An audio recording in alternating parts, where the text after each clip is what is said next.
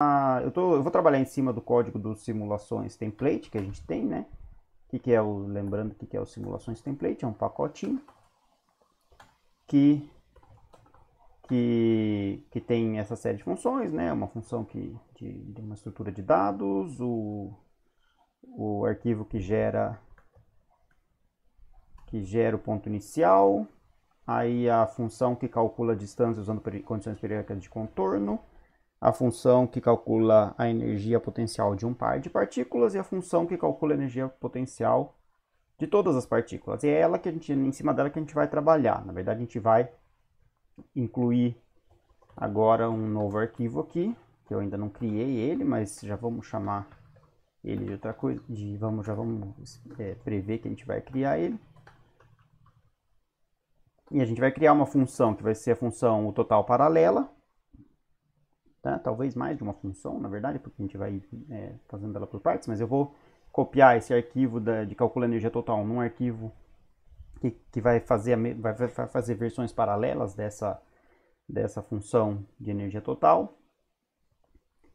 E provavelmente eu vou exportar mais de uma coisa aqui depois, tá? Porque eu acho que a gente vai fazer mais de uma versão dessa função que faz o cálculo da energia de maneira paralela. Esse arquivo total paralelo ainda não existe, tá? Então primeira coisa, eu vou criar ele e vou começar com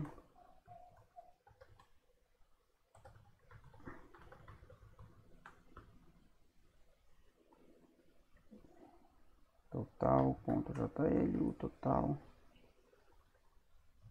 eu vou começar copiando a versão serial. Então agora a gente tem um arquivo que é a versão paralela aqui, que por enquanto é a mesma coisa que a versão serial.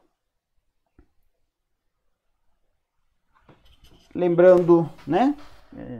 Como eu vou colocar isso aqui no YouTube, eu vou falar, né? Porque é que alguém assistir. Lembrando que esse pacotinho, né? Ele tá no seguinte repositório aqui. Ele tá no seguinte repositório, que é http github.com m3g simulações template.jl, tá? Então esse é o repositório que vocês podem copiar, né, clonando, usando o GitHub para o computador de vocês para fazer o trabalho em cima desses dados que a gente está fazendo, tá? Então, lembrando que nesse outro vídeo aqui tem toda a descrição de como esse repositório foi gerado, com todos os detalhes. Então, o que a gente vai fazer hoje é tentar paralelizar essa função, usando as funções básicas, os macros básicas de paralelização do Julia, mas mais do que isso, as questões mais conceituais envolvidas na paralelização, porque colocar o macro da paralelização do Julia é uma coisa muito simples, é a primeira coisa que a gente vai fazer, mas depois a gente vai tentar ver se a gente consegue fazer uma paralelização melhor usando um conceito aí usando os conceitos de que a gente precisa ter para fazer uma paralelização bem feita, né? Paralelizar não é simplesmente usar muitos processadores, mas é usar esses processadores bem. Então o que a gente vai fazer é o seguinte, né? A gente vai trabalhar o tempo todo em cima dessa versão paralela, aqui, né? Que é abrir o arquivo o total paralelo desse lado de cá, processadores. E usando essa flag "-t4", a gente inicializa ela com vários processadores. Aí, começando de novo, né? Esqueci disso. Using revise para a gente poder ir fazendo modificações lá. Using simulações template, que é o nosso pacote. E a gente vai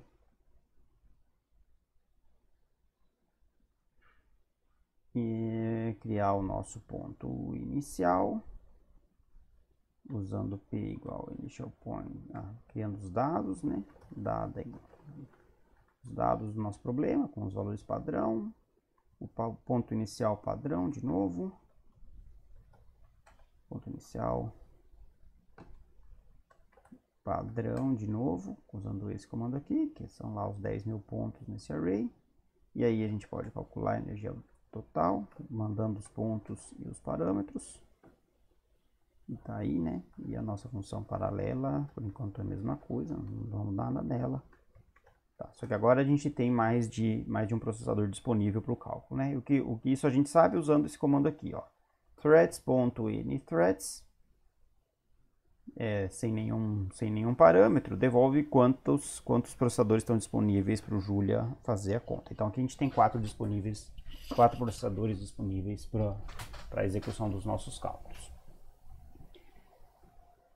Então vamos fazer a primeira modificação aqui, que seria simplesmente, vamos simplesmente colocar a macro aí da paralelização no Julia, né, que seria colocar isso aqui, ó. Essa é a macro de paralelização do Julia, threads.threads. Isso aqui está dizendo é o seguinte, olha, esse loop que está aqui no meio é para ser rodado em paralelo, então ele vai pegar todas as iterações desse loop, que é IP de 1 até n, número de dados menos 1, e ele vai separar, né, cada uma vai na primeira iteração desse loop, ou seja, para IP igual a 1 ele vai jogar no primeiro processador, depois para IP igual a 2 joga no segundo processador, para IP igual a 3 no terceiro processador e assim sucessivamente. Quando o primeiro processador acabar de fazer contas, ele vai pegar a IP igual a 5 e jogar no primeiro processador de novo. E ele vai ir fazendo essa submissão dos cálculos em cada processador dessa maneira. Então, ele vai rodar esse loop em paralelo agora, né? Então, a gente está usando o revise aqui, então, simplesmente rodando aqui, ele já vai fazer isso, tá? Então, ele já atualiza automaticamente lá, eu salvei o arquivo, ele simplesmente vai rodar esse código agora em paralelo, tá? Nesse caso aqui, ele está recompilando o código, porque a gente rodou de novo e rodou em paralelo essa nova versão da função. E aí a primeira coisa que é notável, né, é que o valor da energia potencial mudou, né? Então, tem algum problema aqui, tá? Porque o valor da energia potencial mudou, ou seja, tem alguma coisa errada, né? Você não pode mudar o valor de energia potencial do seu sistema só porque você rodou um cálculo em paralelo. Então, isso tem a ver com o fato de que quando você roda o processador em paralelo, o que está acontecendo, né? Essa variável energia total, ela está sendo acessada de maneira concorrente, né, entre todos os processos que estão executando esse código aqui. Então, por exemplo, pode ser que você perca a informação de alguma das contas que está sendo feita em algum dos processadores, se os dois processadores tentarem acessar e atualizar essa variável energia total, o total, ao mesmo tempo, né? Os dois vão ler o mesmo valor de energia total e eles vão somar a conta que eles fizeram da energia dos pares naquele valor de energia total ao mesmo tempo. E aí o que somar, se os dois leram o mesmo valor e os dois vão somar, vão tentar fazer uma soma, quem somar por último vai de fato somar um valor na energia total, porque ele leu um valor e no tempo que ele leu esse valor e ele atualizou esse valor, um outro processador fez uma atualização no meio, só que ele não ficou sabendo dessa atualização. Então, o valor que vai ficar sobreviver na memória vai ser um valor que perdeu essa atualização intermediária que foi feita por outro processador. Então, isso é um problema de concorrência no acesso a essa variável U total. Como é que a gente se resolve esse problema de concorrência? Para você fazer uma execução em paralelo, esses problemas de concorrência são resolvidos criando, no lugar de escalares aqui, né, de variáveis escalares como essa aqui, criando vetores que vão conter para cada processo que você está usando uma função, uma variável que vai ser atualizada só por aquele processador correspondente, ou seja, para não ter concorrência. E depois, quando você acaba toda a computação em paralelo, você soma os resultados de todos os vetores. Então, como é que é feito isso? Você começa, em vez de definir o total como sendo só um número zero, você primeiro pode definir uma variável aqui, que é quantos processos estão sendo executados, que como eu comentei é esse comando aqui, né? Esse comando threads, anythreads, ele vai, aqui ó, né? threads.anythreads, ele devolve o número de processos, então eu simplesmente atribuí esse resultado a uma variável que eu chamei de anythreads, E a energia total ela vai ser inicializada não como um número escalar aqui, mas como um vetor de n threads positions, de n threads posições. Ou seja, eu vou criar um vetor de 4 posições, nesse caso, que são o número de processos em paralelos que eu estou rodando. E aí o segundo comando que é importante aqui é esse threads.threadsID, que diz pra gente thread ID, sem esse S. Então, threads.threadID diz pra gente em que processador que eu tô. Qual que é a thread, né? Não sei qual que é a tradução disso em português, na verdade, não processador, mas é uma das execuções concorrentes que está acontecendo aí, pode até ter mais de uma por processador. Em qual delas que eu tô? Então, por exemplo, aqui eu tô no REPL do Julia, e essa vai ser o meu, e esse é o meu processador número 1. Essa é a minha thread número 1. Então, por exemplo, se eu faço um loop simples aqui, né, quer ver? Threads. Se eu uso aquela macro lá, threads.threads, para for i em 1.10, e simplesmente escrevo aqui o resultado daquela conta de cima, ele vai, tá vendo? Ele vai escrever para cada uma das 20, que eu falei 10, mas escrevi 20 posições aqui que eu executei nesse loop, né? Eu escrevi em que processador, em que thread está sendo executado essa instrução aqui. Então, por exemplo, a primeira foi no 1, depois a segunda vez o segundo que terminou estava trabalhando no processador 4, o terceiro no 3, depois no 2, depois no 4, depois no 1, depois no 2, depois no 4, no 4, no 4, depois no 2, no 2, 2, 1, 1, 1, 3, 3, 3, 3, 3. Então, os processadores aí foram sendo acionados para executar as tarefas que estão sendo exigidas dentro desse loop.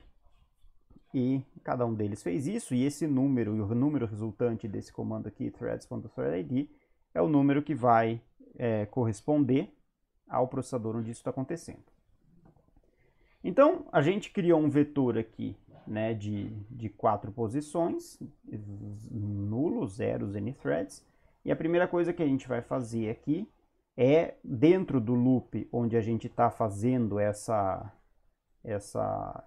distribuição de tarefas, a gente está distribuindo esse loop aqui entre todos os processadores, dentro desse loop a gente vai identificar, e eu vou chamar de ID, em que processador que essa execução está acontecendo.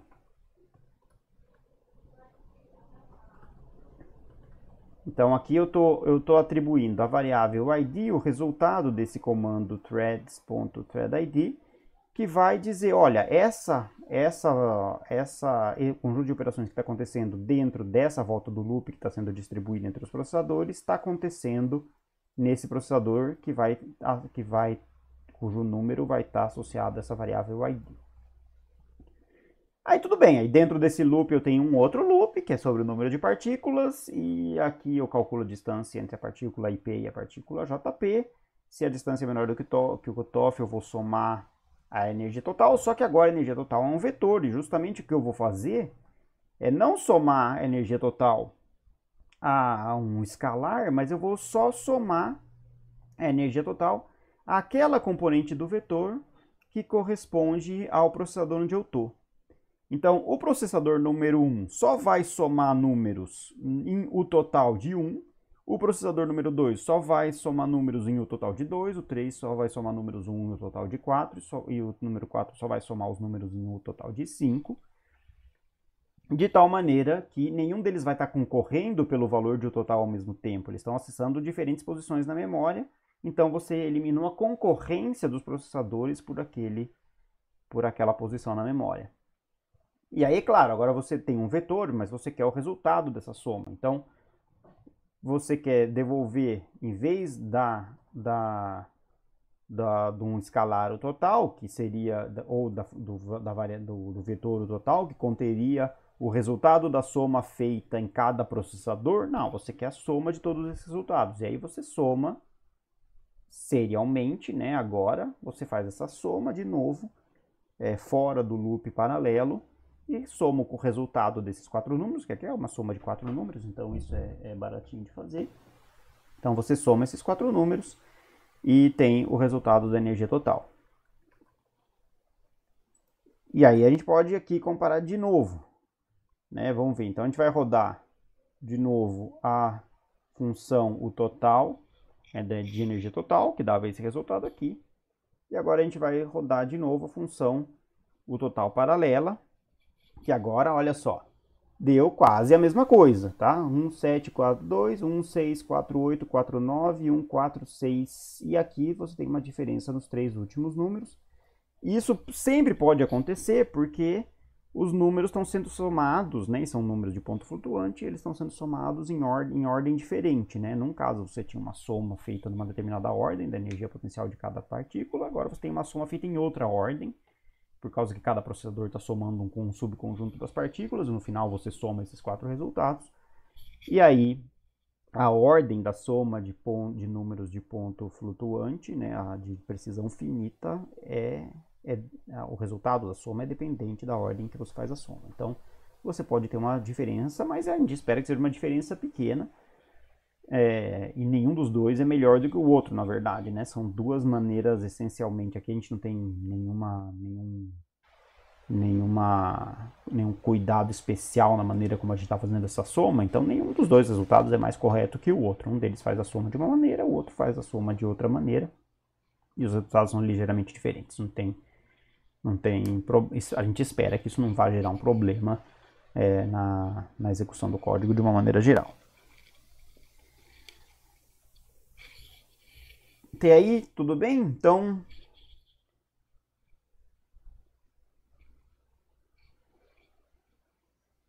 até aqui tranquilo. Agora a pergunta é, será que melhorou alguma coisa no tempo de execução do nosso código, né?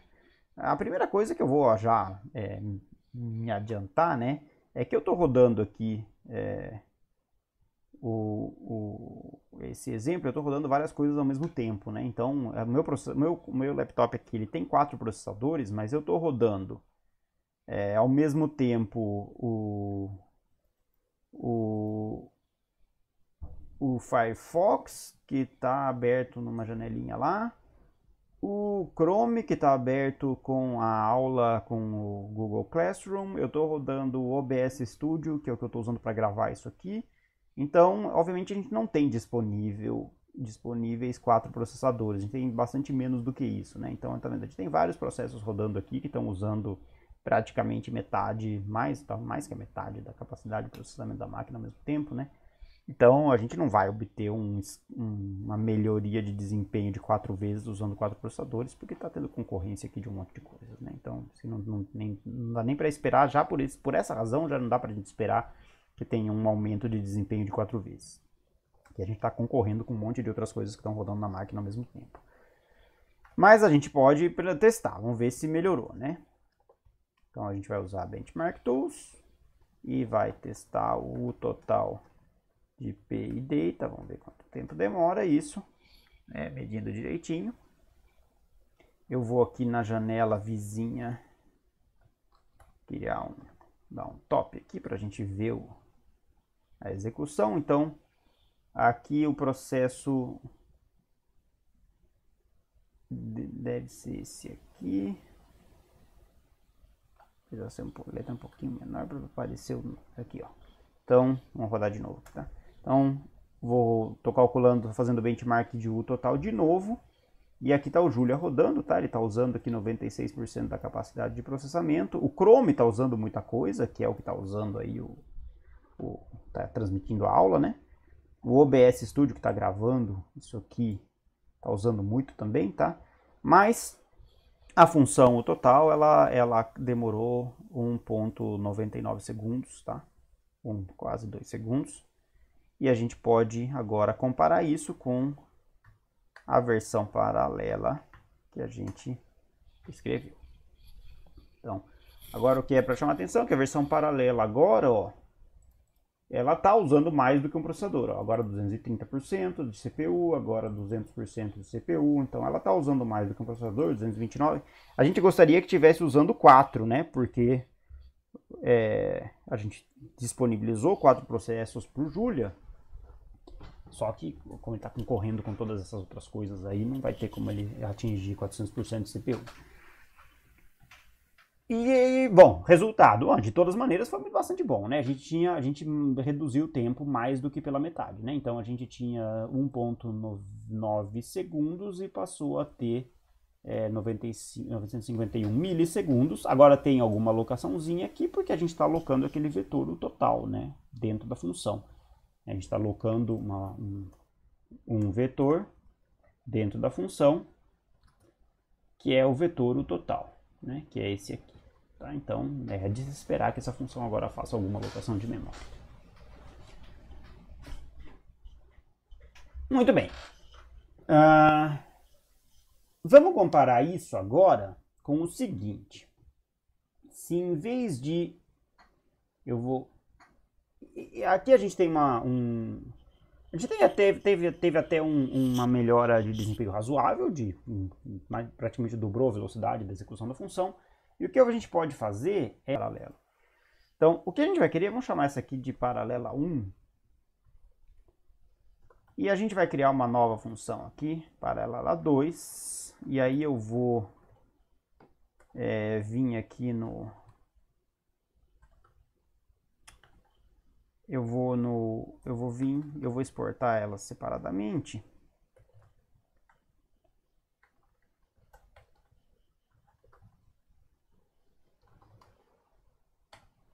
Eu estava exportando a paralela 1, vamos botar separado aqui.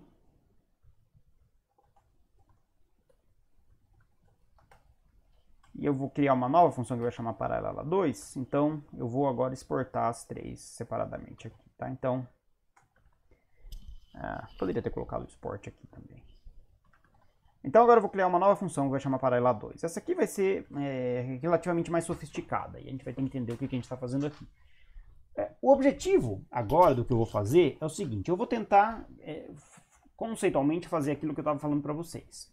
Eu tenho um loop que vai ser paralelizado, que por enquanto é um loop que está paralelizado sobre o número de partículas. Então, de novo, a primeira iteração desse loop, que vai de 1 até n-1, vai ser jogada para o processador 1, provavelmente. A segunda iteração desse loop vai ser jogada para o processador 2, a terceira para o processador 3, a quarta para o processador 4, assim sucessivamente. E eu tenho data menos n, eu tenho n operações. Então eu estou fazendo, se eu tenho, por exemplo, um loop de 20 mil partículas, eu estou fazendo 20 mil distribuições de tarefas. Isso não é a melhor maneira de fazer isso. Eu quero fazer o menor número de distribuições de tarefa possíveis e fazer com que cada processador faça uma conta independente e fique lá fazendo sua conta a maior quantidade de tempo possível, e só no final ele retorne um resultado, e a gente some os resultados que vieram de cada processador. Então, se eu tenho 4 processadores, vamos lá, qualitativamente, tentem responder aqui, vai, por favor. Qualitativamente, como é que a gente qual que seria a situação ideal? Eu tenho 4 processadores, né? Qual que seria a situação ideal de uma distribuição de tarefas? Para ver se a gente tá se entendendo aí. Qual que é a situação ideal? Que cada um dos processadores fizesse um quarto, todas as respostas corretas. Então, cada um dos processadores tem que fazer um quarto das contas, né? Isso implicitamente, um pouco mais ou menos, acontece nesse loop aí. A gente não sabe os detalhes, a gente teria que fazer conta dos detalhes exatamente do que está acontecendo. Mas aí o comentário aí do Caio, deixa eu ver se eu consigo ler o chat aqui. Mensagens. Então, aí o comentário do Caio é exatamente o que a gente tem que fazer. A gente precisa repensar a maneira como a gente está fazendo o nosso trabalho para que a gente já de cara passe o trabalho de tal maneira que o trabalho já está dividido em 4 e passe para cada processador um quarto do trabalho. Então, a gente quer que cada processador faça um quarto do trabalho, só que a gente quer que essa divisão de um quarto do trabalho só aconteça uma vez. Então a gente não vai deixar isso na mão de uma macro qualquer que não sabe nada sobre o nosso problema. A gente vai tentar reestruturar o nosso problema para que o processo aconteça, o processo já aconteça dividido em 4 da maneira como a gente quer, tá? Então é isso que a gente vai tentar fazer aqui. Isso envolve algumas coisas. Então a primeira coisa é a seguinte: o loop que a gente vai paralelizar, então como é que ele tem que ser? Como é que tem que ser esse loop que a gente vai paralelizar? Se a gente quer fazer a menor quantidade de distribuições de tarefas possível. De quanto a quanto tem que ir esse loop aqui? O loop que vai ser distribuído. De quanto a quanto que ele tem que ir? Se a gente está fazendo isso que vocês estão falando aí, ó. Cada processador tem que fazer 1/4 da tarefa. Exatamente, Pedro. Então, o que a gente quer aqui, a gente quer que esse loop externo, ele seja de 1 até 4. Tá? Ou seja, o loop que vai ser paralelizado, ele tem que ir de 1 até 4, ou de 1 até o número de threads. Tá? E aí a gente vai ter que transformar o loop interno, as contas que a gente faz aqui internamente, de tal maneira que cada um desses loops, que cada uma dessas iterações do loop faça 1/4 das contas. Só que isso não é muito trivial, na verdade, né? Porque o que a gente tem? A gente tem um loop, lembra? Quantas contas a gente está fazendo? A gente tem... o número de partículas é esse aqui. É o tamanho do nosso vetor P, né? Então, aqui é length de P, olhando aqui embaixo, é o número de partículas que a gente tem. Peraí. Tá, o Revise reclamou porque está cheio de erros aqui no meu código, tá? Mas o resultado desse length de P é esse 20.000 aqui, tá? Que é o número também é data N. É verdade, eu passo aqui para ele, né? Verdade. Data, eu tô passando data para essa função aqui, então não preciso nem fazer isso aqui. Então, poderia fazer isso aqui, tá? Bom. Tá, vou só escrever isso aqui provisoriamente, tá? Porque já tá o número, né?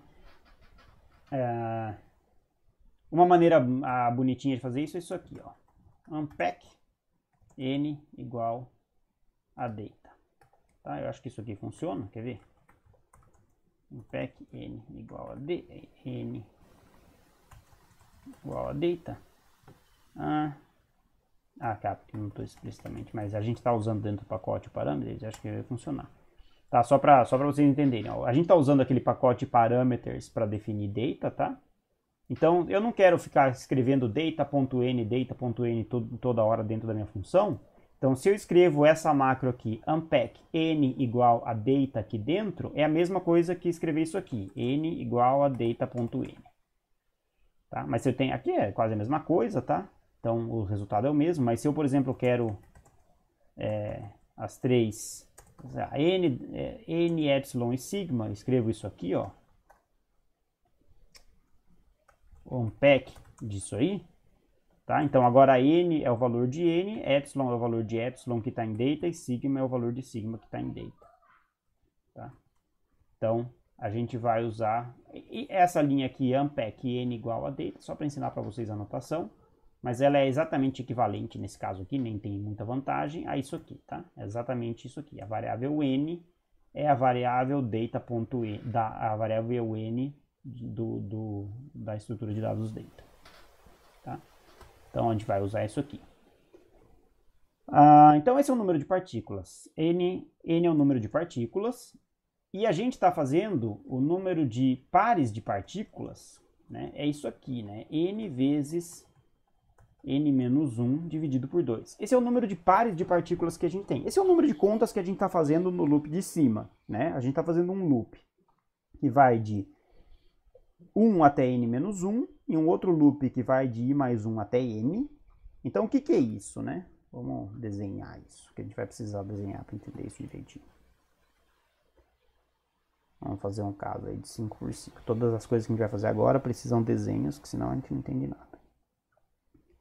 Então, a gente tem o seguinte, né? Vamos tentar desenhar aqui uma matriz de 5 por 5. Vamos ver que contas que a gente está fazendo aqui. 5 por 5, só para complicar minha vida, então vai ser 1, 2, 3, 4, 1, 2, 3, 4, 5, 1, 2, 3, ficou muito perto, 1, 2, 3, 4, 5. Então aqui eu tenho uma matriz de 5 por 5, tá? Que seria, se o número de partículas fosse 5, a gente teria n quadrado pares de partículas, né? A gente não faz o loop sobre as partículas repetidas, tá? Então aqui a gente tem partícula 1, partícula 2, partícula 3, partícula 4, partícula 5. Aqui a gente tem a partícula 1, partícula 2, partícula 3, partícula 4, partícula 5. Né? Então aqui a gente tem todos os pares de partículas, só que a gente não calcula, a gente não quer calcular, então vou pintar de vermelhinho aqui. A gente não quer calcular as interações entre as partículas iguais, então 1, 1, a gente não interessa, a gente não calcula a interação entre 1 e 1, a gente não calcula se a gente calcula a interação entre 1 e 2, a gente não calcula a interação entre 2 e 1, então todas essas aqui a gente está calculando as interações da diagonal superior. Então o que a gente vai calcular é a parte verde clara que eu vou pintar aqui, né? Os loops que a gente está fazendo ali são o loop da parte verde clara. É um loop que vai de 1 até n menos 1, né? Na verdade, bom, tá fazendo assim, né?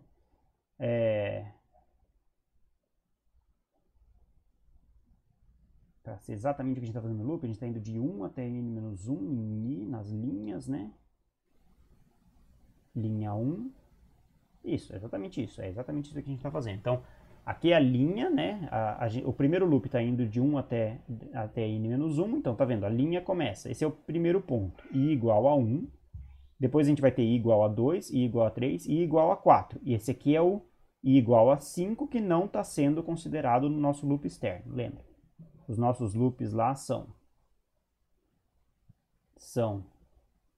o primeiro é um for i em 1 até n menos 1, e dentro disso tem um for j em i mais 1 até n. Então, esses são os loops de partículas duplas que estão considerando esses números aqui. O i o i é o y, que são as linhas, né? Isso aqui é o j. Então, o i está indo de 1, o verde tem i indo de 1, 2, 3 até 4, n-1 é 5, n-1 é 4. E o j está indo de i mais 1, então a gente começa com i igual a 1, j igual a 2. Aí faz j igual a 2, 3, 4, 5, ou seja, 2, 3, 4 até n, que é 5. Depois i igual a 2, j é 2, 3, 4. I igual a 3, j é 3, 4. É 4, 5. I igual a 4, j igual a 5, que é esse último ponto aqui. Tá? Então a gente está fazendo as contas dessa parte verde aqui, porque ela não faz as contas das partículas com as interações das partículas com ela mesma, e não calcula interações repetidas. Tá? Então é uma maneira de calcular só as interações que a gente de fato quer. Muito bem, então esses são os nossos loops. E aí agora a gente quer reescrever, a gente quer transformar esses dois loops em dois loops que fazem o seguinte: for i igual a 1 até 4, que é o número de processadores. E aqui dentro a gente quer colocar um outro for, tá? E essa notação também funciona em Julia, tá? Eu escrevi ela desse jeito aqui por coincidência, mas ela funciona também. E aqui a gente quer colocar um j que vai de i igual a 1 até 1/4 de todas as interações. E eu acabei de escrever lá no nosso, né, no programa, né, que todas as interações são n, que multiplica n menos 1, dividido por 2. Então, isso aqui é o conjunto de todas, o número de interações é isso. Então, sem escrever aqui, porque aí a anotação vai estar errada, né, a gente quer que esse segundo loop aqui, faça 1/4 dessas interações. Tá? Então, entenderam? O total de contas que a gente está fazendo é n vezes n-1 dividido por 2. Então, a gente quer que cada um dos processadores faça 1/4 de todas essas contas aqui. Tá? Então, para ele fazer 1/4 de todas essas contas aqui, a primeira coisa que a gente tem que fazer, que é uma coisa que é o que eu estava lá no começo da aula, pegando qualquer fórmula para fazer isso, porque não é tão evidente, a gente tem que transformar esses dois índices I e J em um índice linear.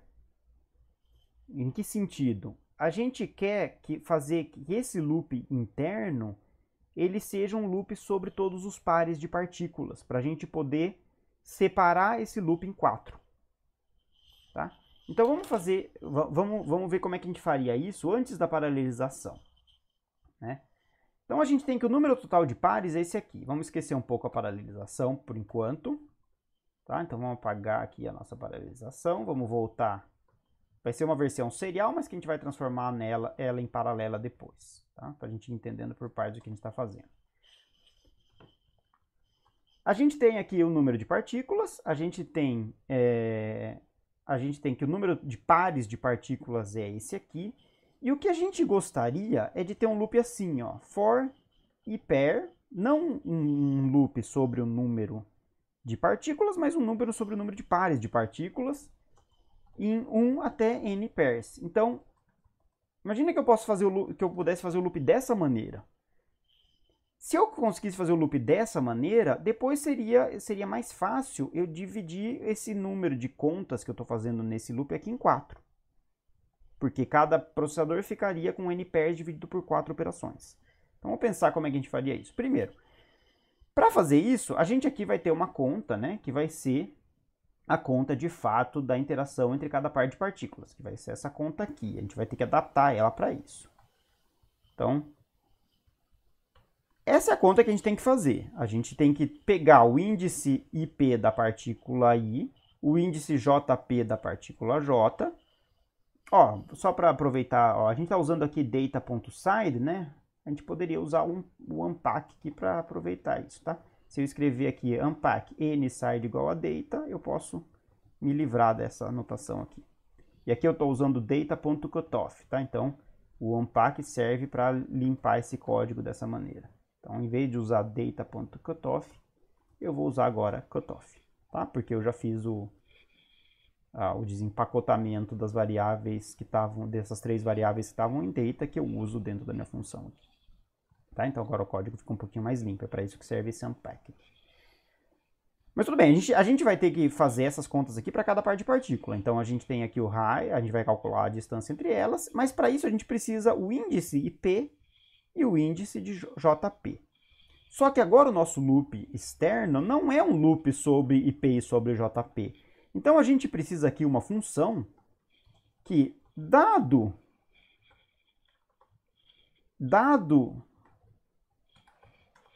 esse IPAIR, me retorne quem que são IP e JP. Tá? Depois essa foi a função que eu escrevi, que eu vou mostrar para vocês. Estão acompanhando? Entendeu? Então agora eu vou fazer um loop sobre todos os n vezes n-1 sobre 2 partículas. E o que eu preciso, e então eu vou ter um único loop, e esse meu único loop, ele vai ter que, dentro dele, recalcular quem que são IP e JP. Para quê? Para que eu possa, usando um loop sobre todos os pares de partículas, fazer a mesma conta que eu estava fazendo antes, que é uma conta que depende dos índices de que partículas que eu estou trabalhando. Tá? Então eu preciso uma função que, dado o índice do par, me devolva quem são as partículas correspondentes a esse par. Tá? Então vamos para o nosso desenho para entender isso. Nosso desenho. Então a gente vai escrever, ó, os índices dos pares, como é que seria o índice de cada partícula nessa figura aqui? Vou fazer ele preto. Então, o índice de pares seria assim, ó, essa é a primeira interação que eu vou calcular. 1. Essa é a primeira interação que eu vou calcular. Da partícula 1 com a 2. Então, esse 1 corresponde ao par de partículas 1, 2. Tá? Esse 1 corresponde ao par de partículas 1, 2. Agora, esse é o segundo par de partículas, 2. Esse 2 corresponde ao par de partículas 1, 3. Esse 4 é o terceiro par de partículas que eu vou calcular. Esse 4 corresponde aos índices 1, 4. Esse 5 é o quarto par de partículas que eu vou considerar. E esse tem que ser o índice 1, 5. Tá? Então, o primeiro par de partículas tem que corresponder aos índices de partículas 1, 2, ó, linha 1, coluna 2. O segundo 1, 3, o terceiro 1, 4, o quarto 1, 5. E aí, por exemplo, esse aqui, que é o 1, 2, 3, 4, 5, 6, 7, 8, 9, 10. Tá? Para 5, eu tenho 10 interações, né? No total, 10 pares de partículas para calcular interações, que é n vezes n menos 1 sobre 2. 5 vezes 4, 20 dividido por 2, 10. Tá? Então, eu tenho esse conjunto de interações. E essa aqui tem que corresponder ao índice 4, 5. Então, se eu vou fazer um loop, então, percebam o seguinte, por que isso vai ser útil para a gente, né? Porque agora eu vou fazer um loop não de i igual a 1 até i menos 1 e outro loop de i igual a i mais 1 até n, mas eu vou fazer um loop de i igual a 1 até 10. E aí, depois, o que eu vou fazer? Eu vou pegar esse loop de i igual a 1 até 10 e dividir ele em 4 partes. Tá? Que 10 não é um número legal, porque não vai dar divisível por 4, mas se eu for para 12, né, isso que a gente vai fazer aqui, a gente poderia pegar o resto dele, mas a gente não vai se complicar com isso, tá? Vamos colocar um número de partículas, um número de pares que é múltiplo de 4, né? 10.000 é múltiplo de 4, então a gente não vai ter esse problema, né? Mas se fossem exatamente 10, mas por exemplo, se eu agora tivesse 2 processadores e eu tenho 10 interações para calcular, em vez de calcular um loop de i igual até n menos 1, que seria de i igual a 1 até 5, até 4, e o outro de 2 até 5, são 2 loops, e o meu loop externo é um loop externo de 4 voltas, eu vou fazer um loop externo de 2 voltas, que seria, por exemplo, o número de processadores, e o loop interno vai fazer, o primeiro processador vai fazer as contas de 1 até 5, e o segundo processador vai fazer as contas de 5 até 10. Então, é o que a gente está falando lá para sugestões. A gente vai distribuir as contas para cada processador exatamente correspondentes ao número de processadores que eu tenho. A fração das interações que eu tenho que calcular para aquele número de processadores. Tá? Então, para isso que eu estou linearizando, eu linearizei os índices da minha conta interna. Para que eu linearizei os índices da minha conta interna? Porque agora eu posso dividir esse número de pares de interações pelo número de processadores e saber exatamente quantas contas cada processador tem que fazer. Tá? Como é que a gente vai fazer isso, né? Então, a gente precisa de uma função que, quando eu passo para ela o número 1, ela devolva um 2. Quando eu passo para ela o número 2, ela devolva um 3.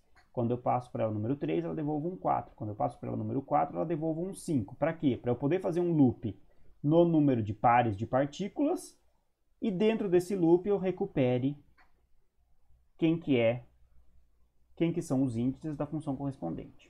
Tá? Essa função não é simples, na verdade, tá? Digamos,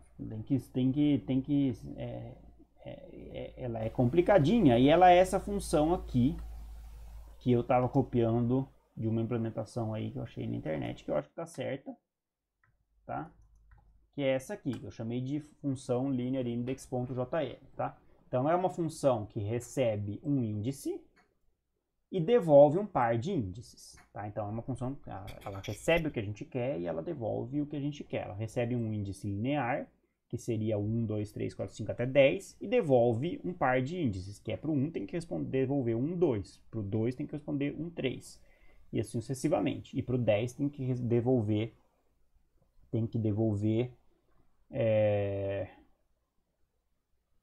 4, 5, né? 4, 5. Então, a gente vai testar essa função, né? Vamos ver se ela... E aí ela pode ser feita, o que é fundamental dela é que ela resolva um índice e que ela nunca devolva índices repetidos. Então, a gente vai tentar isso para esses índices, né? Ela não percorre a matriz da mesma maneira como a gente desenhou lá, mas Tá disponível já no meu pacote. Eu esqueci, não sei se eu... Acho que não, né? Então, vamos acrescentar essa função linear index no pacote. A gente vai precisar dela antes dessa função aqui, então.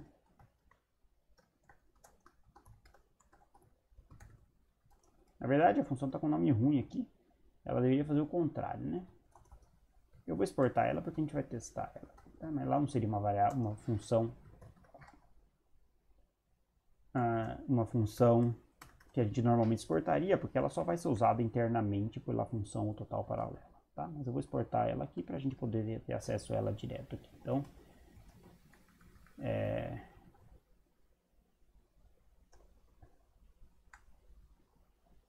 eu acho que tem um problema aqui nessa. Eu vou comentar essa função aqui, porque ela vai ficar dando erro lá. Vai ficar dando erros no revise, rapidinho, então. Agora a gente vai ter disponível a função linear index, tá? E, por exemplo, se o linear index de 1 é o 1, 2, então o que está sendo, o que a função está fazendo? Eu vou colocar aqui do ladinho. Justamente isso aqui, ó, linear index de 1, ou seja, se eu listo esses números aqui de 1 até 10, o primeiro índice corresponde às partículas 1, 2, tá? Se eu uso linear index de 2, é o índice 1, 3. Se eu uso linear index de 10, é 4, 5, tá vendo? Então a função está fazendo o que a gente gostaria que ela fizesse. Ela, dado o par de índice, dado um índice linear da contagem das coisas que eu estou querendo calcular, do total do número de pares, que são as células verdes aqui do meu cálculo, ela devolve os índices das partículas que correspondem àquele par. Tudo bem? Então, a função está fazendo o que a gente quer. E se ela está fazendo isso, a gente agora pode voltar para a nossa função paralela, ó, e a gente está agora com uma função que ela resolve esse nosso problema local aqui, ó, pelo seguinte. Agora eu tenho um loop sobre o total de os pares de partículas, que é isso aqui. Aí eu tenho uma função que, dado qual que é o par das partículas, me devolve qual que é o índice desse par de partículas, os índices das duas partículas correspondentes a esse par. E aí, se eu tenho esses dois índices aqui, eu posso calcular a distância entre as partículas e a energia total da mesma maneira que eu fazia antes, né? Com as mesmas funções que eu fazia antes. Essa função aqui, né, ela, como vocês viram aqui, né,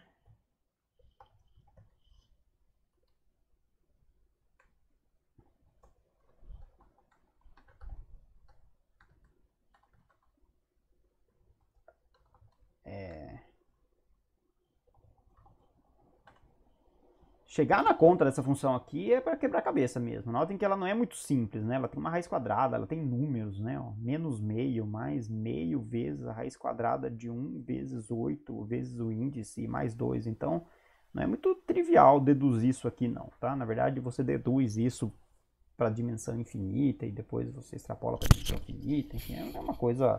Não é muito trivial de chegar nessa expressão aqui, tá? Por isso que eu copiei uma parte... E no final... Você faz a conta de maneira contínua e você vai pegar o menor número inteiro que melhor se aproxima a essa expressão aqui. E aí você vai... Aqui eu nem sei se precisava esse round aqui. E aí você vai pegar o número inteiro disso. E aí depois, mesma coisa para J. Você vai usar os índices e vai também fazer uma expressão que resulta num número de ponto flutuante e pegar a aproximação inteira desse número. Enfim, não é uma coisa evidente, né? É mais fácil fazer a conta ao contrário, né? A conta ao contrário é um exercício bom de ser feito, que é o seguinte: dado 1 e 2, qual que é o índice do par, né? Dado 1 e 2, eu tenho que ser o índice 1 do par. 1, 3 tem que ser o índice 2 do par. 1, 4 tem que ser o índice 3 do par. Essa relação é uma relação Pensando um pouco, a gente deduz ela intuitivamente, assim, né? Dado 1, 5, tem que dar 4. Dado 4, 5, tem que dar 10. A função direta, né? De dado par, dá o índice do par na conta. A função inversa é realmente difícil de você obter ela intuitivamente. Ou seja, dado 10, devolver 4, 5, dá essa conta estranha aqui. Por isso que eu já peguei ela pronta, mas ela está fazendo o que a gente quer. Então, a gente agora substituiu o loop duplo. A gente substituiu um loop duplo, tá vendo? A gente está na versão serial aqui, né? Isso aqui é serial por enquanto. Esse o paralelo 2 aqui, por enquanto ele é serial. Só que a gente substituiu um loop duplo por um loop simples. E só que dentro, sobre o número de pares de partículas. E nesse loop simples a gente tem uma função que calcula quem são os índices I e J de cada partícula, dado o índice linear desse loop simples que eu coloquei aqui. Tá? E aí, bom, agora eu posso testar essa função paralelo 2 com... Vamos reiniciar os nossos dados com a mesma coisa que a gente tinha antes da data. Então, p igual initial point data, são os nossos dados padrão. E a gente vai ter, agora eu vou calcular aqui o paralelo 2 de p data. ID not defined, o que está faltando ali? Onde tem ID aqui?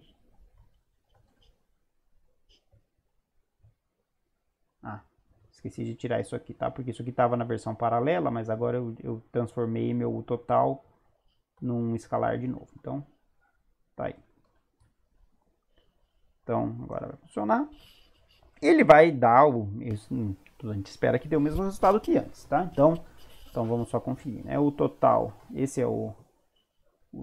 essa é a versão serial anterior e essa é a nova versão serial e dão resultados quase iguais, né? De novo, a ordem das contas que a gente está fazendo não é exatamente a mesma, então pode dar alguma variação. Aqui deu bem pequenininha, que é quase a mesma ordem, mas pode dar alguma pequena variação de erro de ponto flutuante, mas a função está fazendo a mesma coisa. Essa função vai ser mais lenta, né, que a função serial normal, né? Porque agora a gente está fazendo uma transformação aí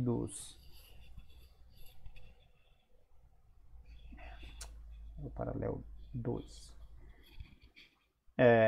Agora a gente está fazendo uma conta adicional dentro da minha conta, né? Antes eu ia direto, né? Percorria todos os índices e ia calculando as distâncias e calculando, somando a energia total de cada par na energia total. Agora eu tenho uma conta adicional. Essa coisa que eu escrevi aqui é uma conta adicional, então vai demorar mais essa função. E ela não é isso aqui é importante porque a gente vai ver mais pra frente, né? Ela não é uma conta adicional grátis, tá? Porque, vamos voltar lá na implementação dela, né? Essa aqui é a função que faz a transposição do índice linear para o índice duplo. E ela tem uma raiz quadrada aqui no meio, né? Então ela é essencialmente tão cara, tão custosa como o próprio cálculo à distância, até pior, né? Porque depois tem que fazer, tem que calcular uma raiz quadrada, depois tem que calcular um floor, depois tem que calcular todas essas contas com índice J. Então, a conta correspondente a essa conversão de índices é uma conta cara, né? Então, tá vendo? Então, a função ficou bem pior, né? Vamos lembrar o tempo, né? Dobrou o tempo, né? Mais ou menos, né? O tempo de execução da função dobrou, porque essa conversão de índices realmente é demorada.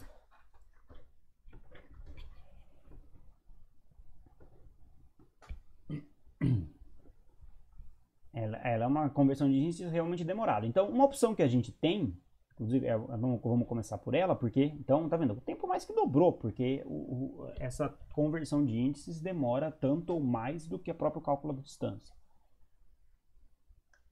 Então, uma coisa que a gente poderia fazer, e que é o que a gente vai fazer agora, eu vou tirar isso aqui daqui de dentro. Então, por quê? Porque esses índices são sempre os mesmos, né? Então, dado o índice do par, os índices aos quais correspondem os índices i e j aos quais correspondem a esse par de partículas são sempre os mesmos.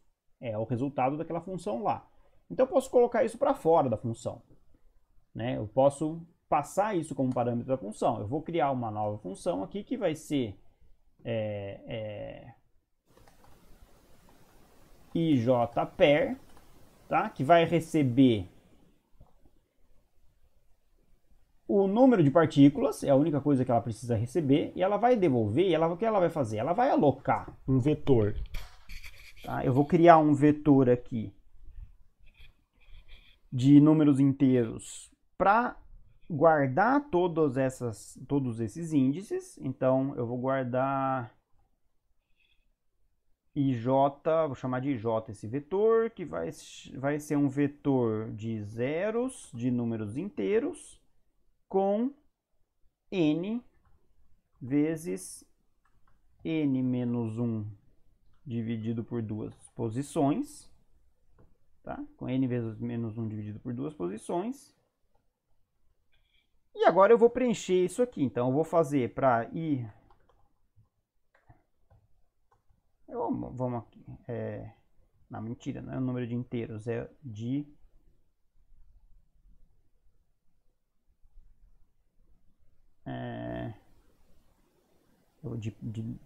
tuplas, na verdade. Vamos fazer isso aqui explicitamente, vai ficar mais claro.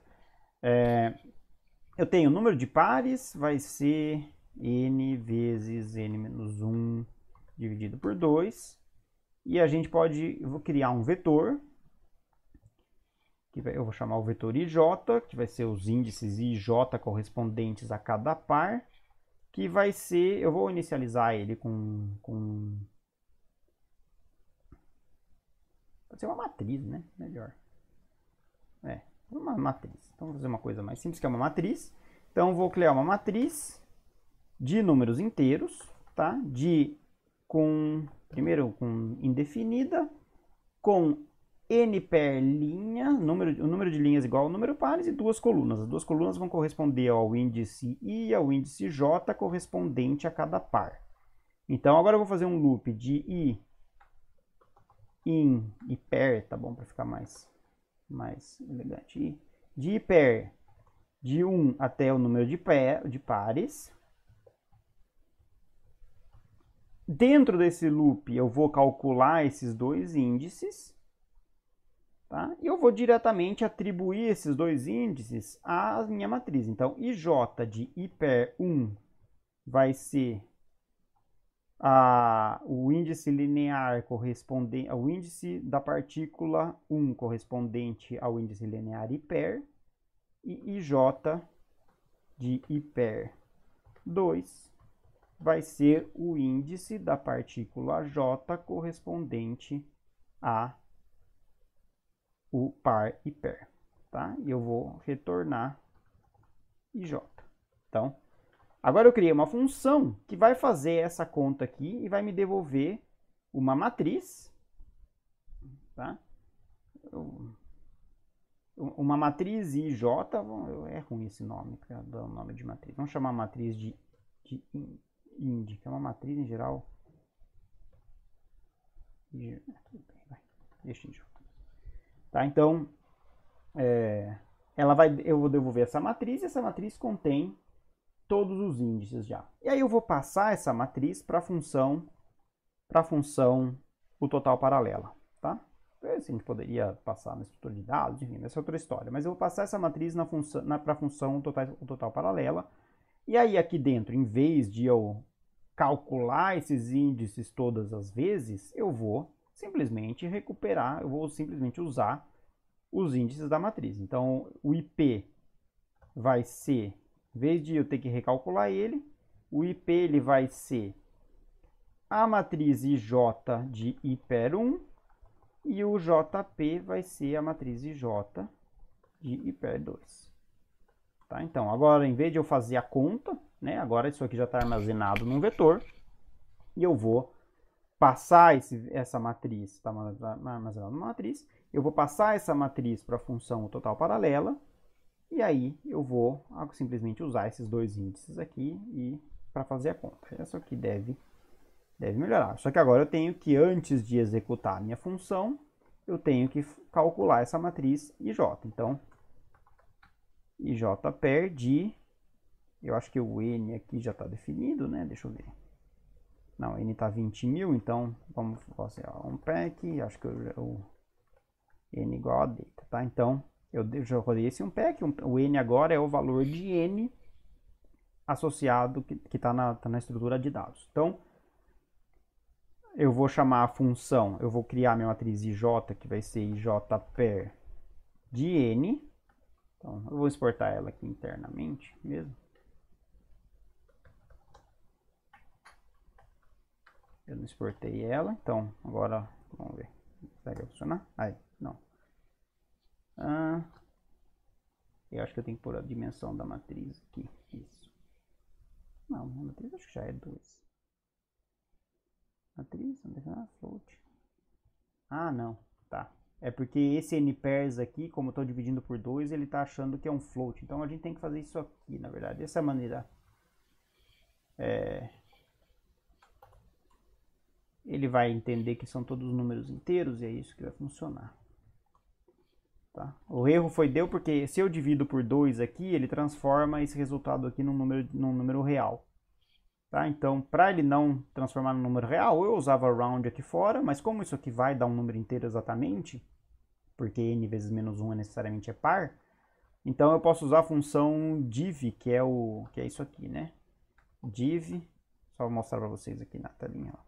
Se eu uso a função div 10, 2, ele devolve o número inteiro 5, né? Então, o que eu estou fazendo lá é div de n vezes n menos 1 e 2 vai devolver o número inteiro exatamente correspondente ao número de pares, tá?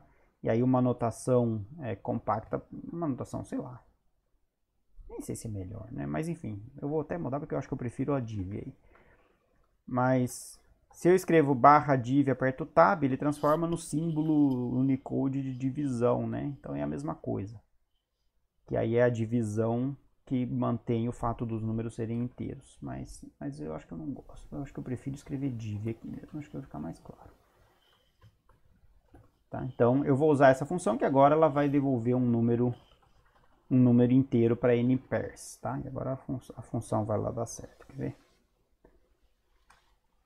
Tá. Então, agora isso aqui tudo bem, é meio demorado, mas em princípio aqui a gente só está executando a função uma vez, né?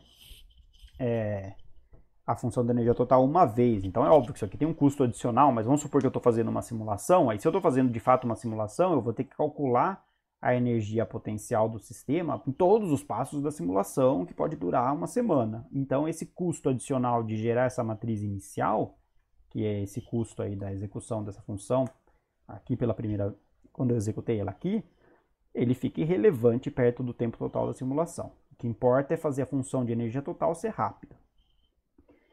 E aí a função o total paralela 2 agora, ela recebe P, data e a matriz IJ, tá? E tem alguma coisa errada aqui, a função... Onde ele está reclamando disso? A linha 36.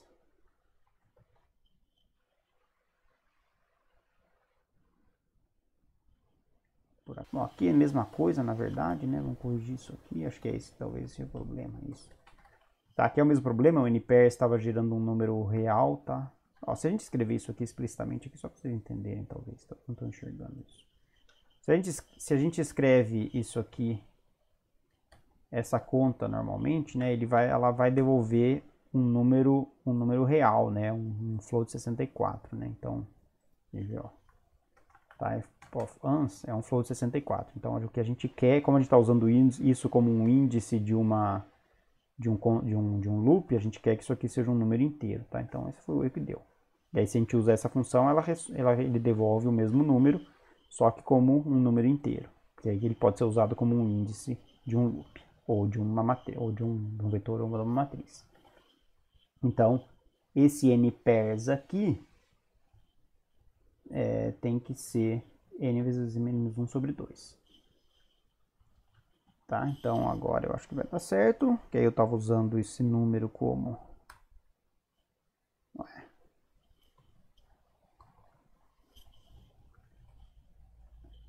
Ah, não, eu fiz aqui. Agora sim. Tá? Aí tudo bem, agora ele roda. Agora o npairs é o número inteiro e tá bom. Ele deu o mesmo valor da função, né? Conferindo lá, a gente fez isso várias vezes, o valor tá correto, né?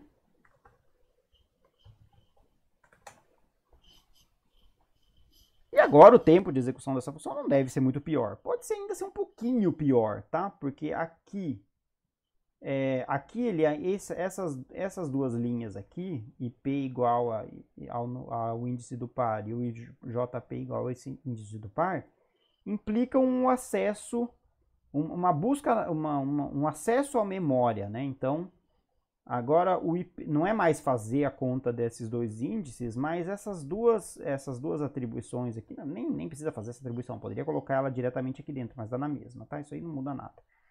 O compilador vai linearizar isso, vai colocar tudo na mesma linha do mesmo jeito.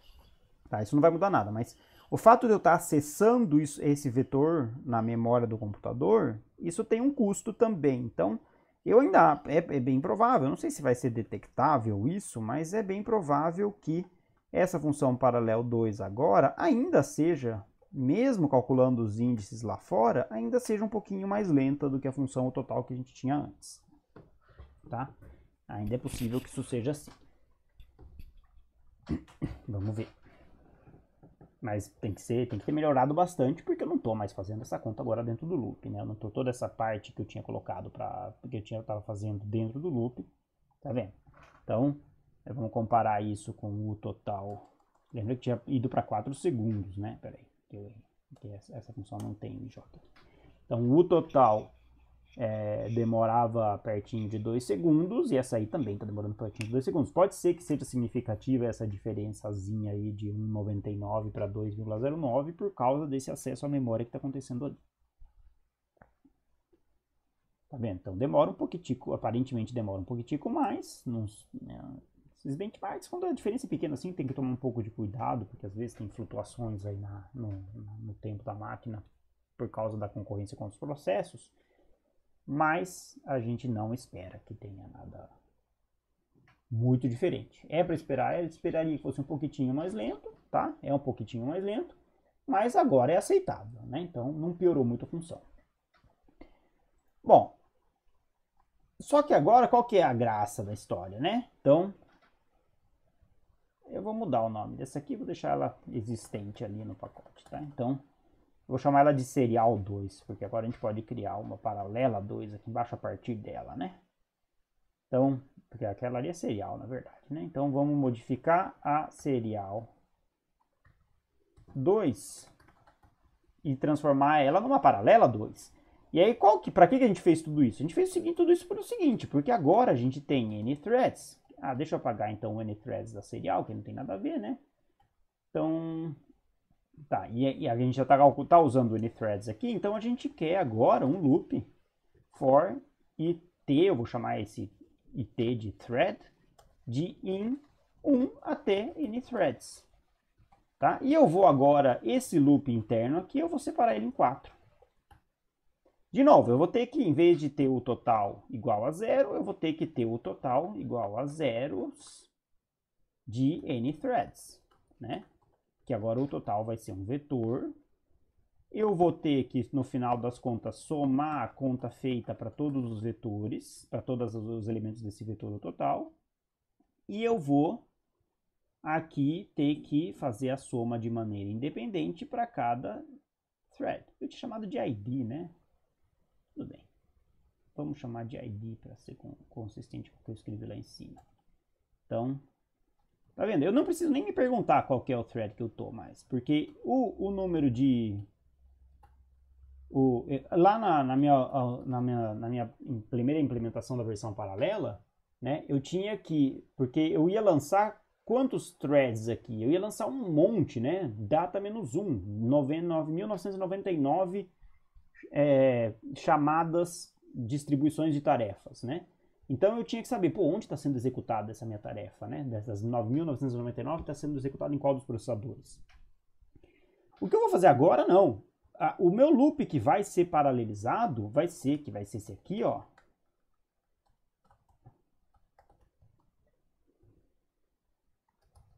O loop que vai ser paralelizado, ele vai ser um loop que tem exatamente o número de ciclos igual ao número de processadores. Nem sempre dá para fazer exatamente isso, mas isso é o ideal.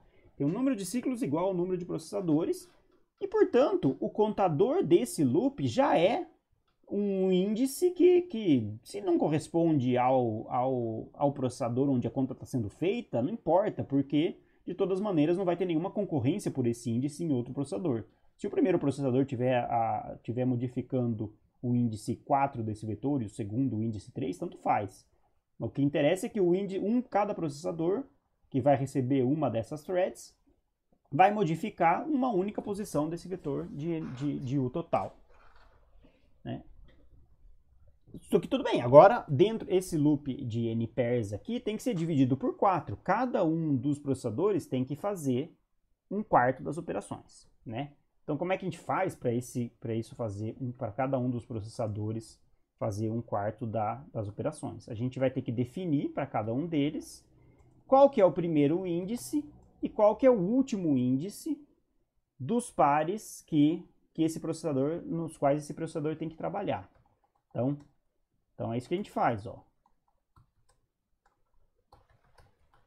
O loop, ele vai, de calcular interações, ele vai ser um loop que vai começar em um determinado índice, terminar em um outro índice, e eu vou definir que índices estão sendo usados aqui em função de qual que é o ID dessa interação. Então, como é que eu vou definir isso?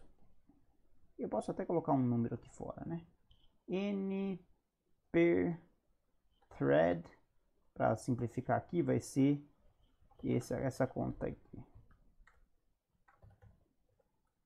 N threads. Então, o número de contas por processador é o número de pares dividido pelo número de threads, tá? Então, aqui tem que estar um N per thread aqui. E aqui também. Menos 1 mais N per thread. Tá, então vamos ver. Agora eu acho que está certo. O primeiro índice, se o índice for 1, tá? Se a ID for 1, ou seja, se eu tiver no meu primeiro processador, ID menos 1 é 0, vezes isso aqui vai dar 0, mais 1, o primeiro índice é 1. O último índice que o primeiro processador tem que considerar tem que ser 1, menos 1, 0, mais o número de processadores por thread. Então, que é, por exemplo, se for 10.000 é 2.500. Então, o primeiro vai ir de 1 até 2.500. Se a ID for igual a 2, a gente vai ter 2 menos 1, que é 1, vezes N per thread. Por exemplo, 2.500. Então, isso aqui é 2.500 mais 1, 2.501. Então, 2.501 é o primeiro índice de pares que tem que ser considerado pelo processador 2. E até quanto? 2.501 menos 1 é 2.500, mais 2.500, 5.000. Então, o segundo está indo de 2.501 até 5.000. O I first está sem o I no cálculo de I last. Ah, tá. Legal. Aí o terceiro vai para 3. 3 menos 1, 2. Vezes N per threads vai dar 2 vezes isso. Se for 2.500 per thread, isso aqui já dá 5.000 mais 1, 5.001. 5.001. 5.001 menos 1, 5.000, mais N per thread, 7.500. E o quarto vai dar 4 menos 1, 3, vezes N per thread, 7.500, mais 1, 7.501. 7.501 menos 1, então começa em 7.501.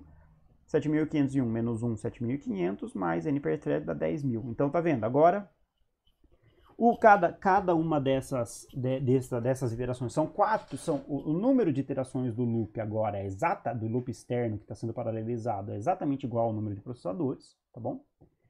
Isso é o que a gente quer. Então, a gente só tem uma distribuição de tarefas, no final das contas, e cada uma das tarefas faz exatamente 1/4 das operações. Tá? Então, essa é uma maneira ideal de fazer essa paralelização. Tá bom? Então, a gente pode testar. Bom, primeiro, vamos ver se ela dá, se não tem nenhum erro, se ela dá o resultado correto. Paralel 2p data j. Primeiro vamos ver se não dá o resultado correto. Deu o resultado correto. Essa implementação, vamos colocar um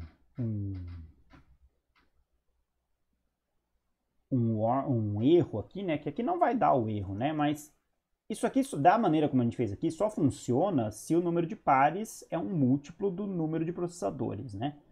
Porque senão sobraria coisa aqui, né? Então, se o número de pares não for um múltiplo do número de processadores, tem interações que a gente está deixando de considerar. Então a gente pode botar um warning aqui, né? Um erro, né?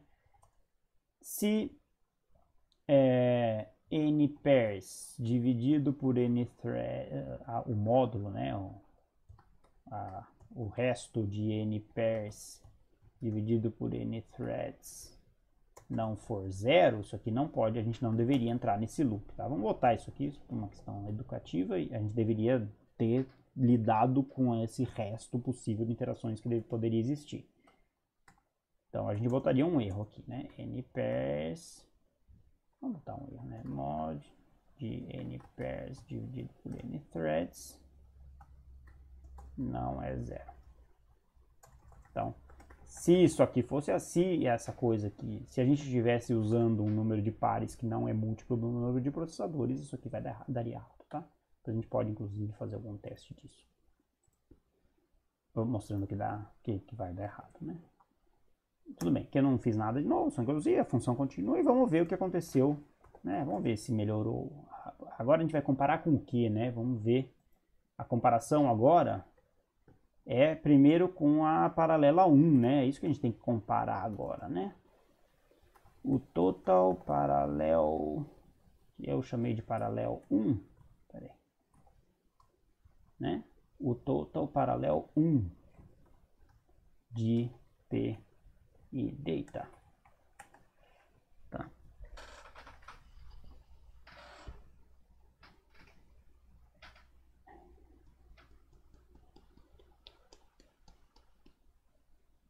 P e data.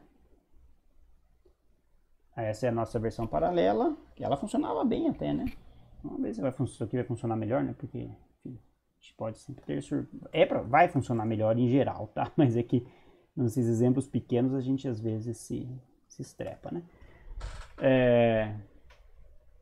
E aí agora a gente tem uma nova versão paralelizada que a gente esperaria que fosse melhor, porque agora a distribuição de tarefas está muito melhor, tá? Então a gente veria quanto vai demorar isso aí. E melhorou, tá? Uau, melhorou, ainda bem. Eu fiquei feliz. Em relação ao que, né? Em relação à versão serial, que era essa aqui, né? E de novo, a gente tá trabalhando com um processador, eu não sei quanto poderia melhorar isso, né? Porque a gente, como eu falei para vocês, eu tenho 4 processadores aqui, a gente está trabalhando com um computador aqui que já está meio entupido de um monte de coisas rodando. Então é impossível multiplicar esse tempo, dividir esse tempo por 4. Mas veem que essa implementação que já está, né? Qual que é essa razão? 1.976 dividido por 0.856. Ó, a gente conseguiu dividir o tempo por 2.3 já fazendo essa paralelização. Tá?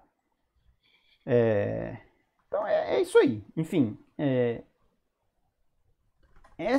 ou seja, fazer implementações em paralelo, né? Para você ver, do ponto de vista de sintaxe da linguagem, isso não é do Julia, né? Em qualquer um, né? A sintaxe da linguagem do Julia para paralelização é muito simples. No fundo, a gente só usou isso aqui, ó. Nessa versão de paralelo, a única coisa que a gente fez foi adicionar isso aqui, ó. Né? Então, do ponto de vista da linguagem, é fácil, né? Porque aqui se você estivesse trabalhando com MPI, essas coisas, você tem que botar aqueles flags, MPI, paralelo, blá blá blá, algumas variáveis tem que tomar uma série de cuidados aí, enfim, a sintaxe é muito simples, né? Em Julia a paralelização é só isso. Agora, fazer programas paralelos eficientes é outra história, porque nenhuma paralelização vai adivinhar para você qual que é a maneira de usar a estrutura de dados do seu problema para fazer a paralelização de maneira correta, né? Então isso você tem que fazer na mão, em qualquer linguagem que seja, né? Você tem que fazer essa distribuição na mão E aí, bom, se você faz isso bem feito, ou seja, minimizando o número de chamadas para novos threads e aumentando o que cada thread faz, isso melhora o tempo computacional do seu cálculo, né?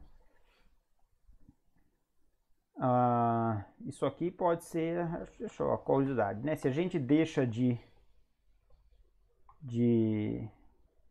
esse inbound serve para ele parar de testar, curiosidade que eu tenho aqui, ele parar de testar para todo par de partículas se os vetores estão sendo acessados nas posições corretas, né? Porque ele testa, ele dá um erro, né? Se o IPER desce fora da faixa de índices que o vetor IJ tem, tá vendo? Melhora bastante até, né?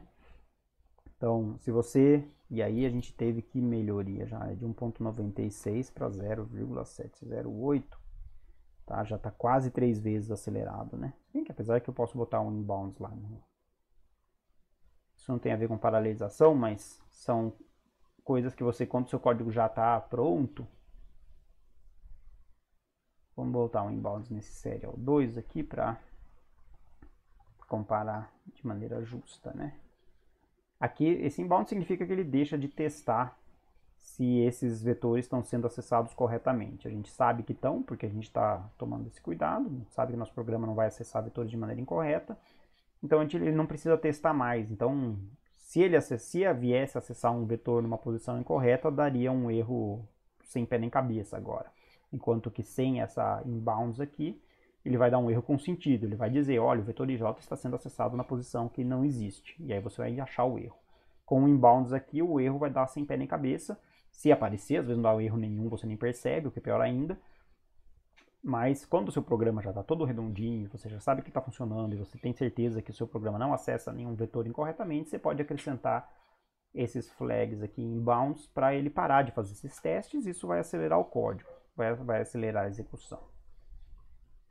E aí, a gente pode, vamos testar o B-time do total serial.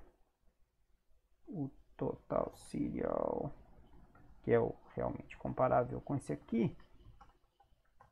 Data IJ.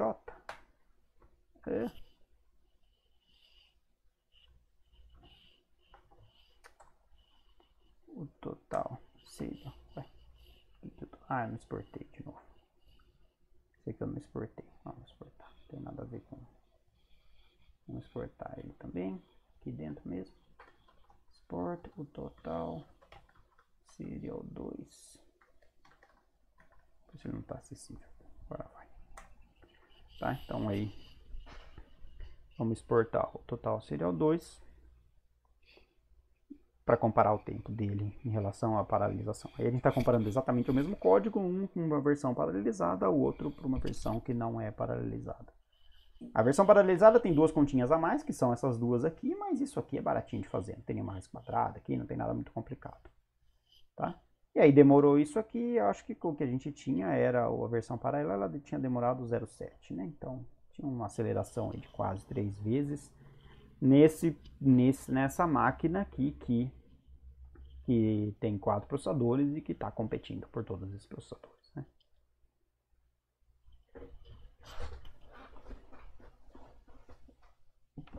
Então, nesse benchmark aqui foi 678 dividido por 2.300.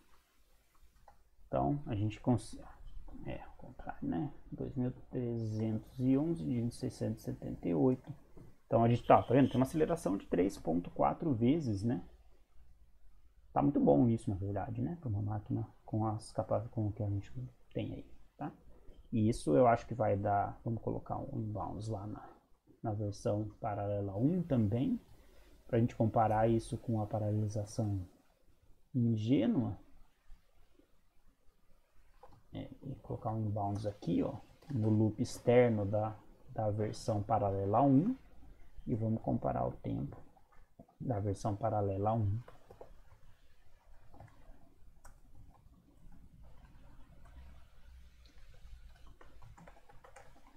Para ver como ela está indo em comparação com essas outras aí, né?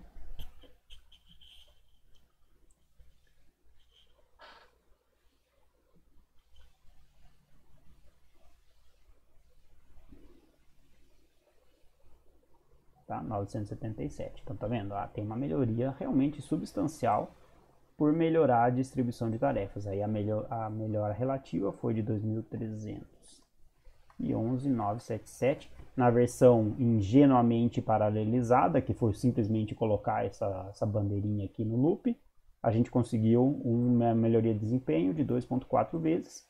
Quando a gente tomou cuidado em fazer uma distribuição de tarefas homogênea entre os processadores, a gente conseguiu uma aceleração de 3,4 vezes nesse processador que tem 4 computadores e que está rodando um monte de coisa ao mesmo tempo. Tá? Então essa é a mensagem. Eu vou jogar isso aqui, né, no pacote lá, tá? Eu vou colocar lá, vocês copiam aí se vocês quiserem. E aí, bom, é isso que vocês precisam fazer para fazer a paralelização bem feita, né, das funções que vocês têm. A única coisa assim dessa paralelização boa, né, da versão boa da paralelização, né, que a gente fez, é que essa matriz IJ é uma matriz igual com um número de elementos proporcional ao número de pares de partículas. Portanto, apesar de a gente não estar usando aqui um tempo computacional proporcional ao número de pares de partículas. Aqui a gente porque a gente está fazendo o método ingênuo, né? Mas quando vocês implementarem isso em listas ligadas, né? As listas ligadas evitam que você faça um loop com custo com custo da ordem do número de partículas ao quadrado, né? Para isso que serve toda aquela história das células ligadas, né? Então, aí apesar de vocês naquele caso estarem fazendo as contas de uma maneira que não tem um custo da ordem do quadrado do número de partículas, nessa implementação paralela, você gera um vetor que ocupa um espaço na memória proporcional ao quadrado de partículas. Para 10.000 partículas isso não é um problema, mas se você tiver 1 milhão de partículas, dificilmente seu computador vai ter memória para armazenar esse vetor. Então, a gente poderia ter que voltar para trás, dependendo do nosso problema, voltar para trás e recolocar essa conta de quem são os pares de partículas, ou seja, essa conta aqui, né, a chamada da função linear index, dentro da função que faz a paralelização, que faz as contas por processador. Que a gente viu que nesse caso é obviamente não compensatório, porque essa função aqui é quase tão cara, ou mais cara, inclusive, do que o cálculo da distância. Então, poderia valer a pena fazer isso se você tivesse, por exemplo, acesso a 100 processadores. Aí, se você tem acesso a 100 processadores, mesmo a função, mesmo você colocando isso dentro desse loop aqui, fazendo com que esse loop fique mais caro, se você está conseguindo paralelizar isso de maneira eficiente em 100 processadores, você vai ter um enorme ganho computacional. E aí você não precisa armazenar essa matriz aqui, porque armazenar essa matriz aqui com esse número de partículas, que tem, sei lá, 50 milhões de elementos, para um sistema de 10.000 partículas, tá? Começa a ser proibitivo se o seu sistema começa a ficar maior. Tá? Então, se você tem um problema que você simplesmente não pode fazer o armazenamento dessa matriz aqui, você tem que jogar o cálculo dos índices de novo para dentro do loop paralelizado. E a gente viu que, bom, isso tem um custo grande que não compensa nessas funções, né, para esse número de partículas e para esse grau de paralelização. Mas se você vai para 100.000 partículas e paralelizando em um monte de processadores, isso pode voltar a compensar. Então, uma paralelização feita de maneira realmente eficiente pode, inclusive, levar isso em consideração. Ou seja, quantas partículas eu tenho, quanta memória eu tenho. Eu sou capaz de armazenar esse vetor na memória ou não? Se eu sou capaz de armazenar esse vetor na memória, eu uso essa estratégia aqui. Se eu não sou capaz de armazenar esse vetor na memória, eu posso chamar uma outra função paralela, que em vez de usar esses índices pré-calculados, recalcule os índices em cada iteração. E aí, nesse caso, isso vai valer a pena se a minha disponibilidade de processadores for grande. Tá? Então, isso também vai entrar na conta do número na maneira de implementar uma versão paralela de um programa, que nunca é uma coisa muito trivial. Só para mostrar que outro dia, vou terminar aqui, Eu vi um cartunzinho que era bonitinho. O Vasquez postou no Facebook dele, se eu acho ele aqui, mas... Será possível? Aqui, essa aqui.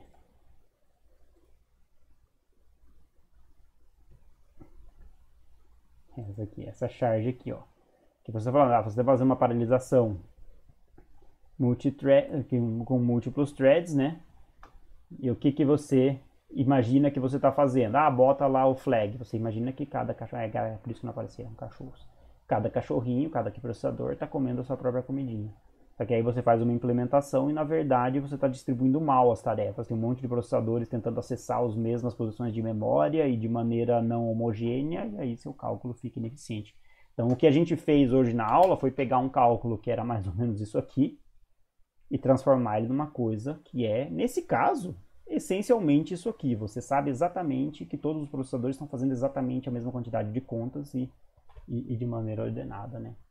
Então, isso é a maneira de pensar a programação paralela de maneira séria, né? Sempre envolve a estrutura do seu problema.